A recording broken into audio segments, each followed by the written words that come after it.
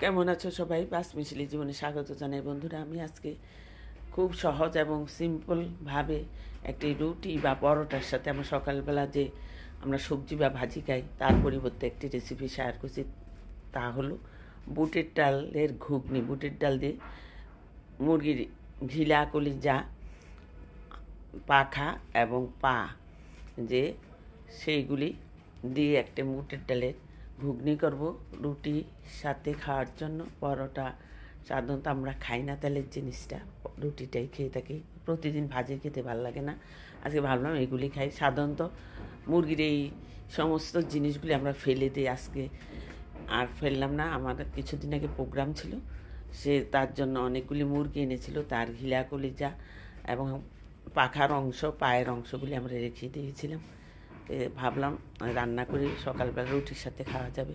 সিম্পলভাবে মাংস যেভাবে রান্না করে সেইভাবেই ফোড়ন দিয়ে জিরা, তেজপাতা এবং পেঁয়াজ কুচি ভেজে, রসুন, আদা, জিরা গুঁড়া, ধনিয়ার গুঁড়া, মরিচের গুঁড়া, হলুদের গুঁড়া দিয়ে মশলাটা কষিয়ে রান্না করছি। বুটের ডালটা আগে এমনভাবে সিদ্ধ করে নিয়েছি যেন সিদ্ধ হয়েছে অথচ ভাঙেনি, ডালটা মোটেও যেন না ভাঙে সেইভাবে সিদ্ধ করে নিতে হবে। আমি সেইভাবেই সিদ্ধ করে নিলাম। আমি ভিডিওটা যখন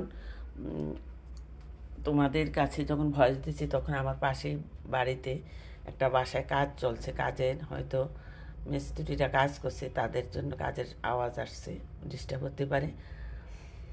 আমি মাংসটা কষিয়ে ভালো করে যেভাবে আমরা সাধারণত মুরগির মাংস রান্না করি, বুটের ডালটা আমি তুলে দেব।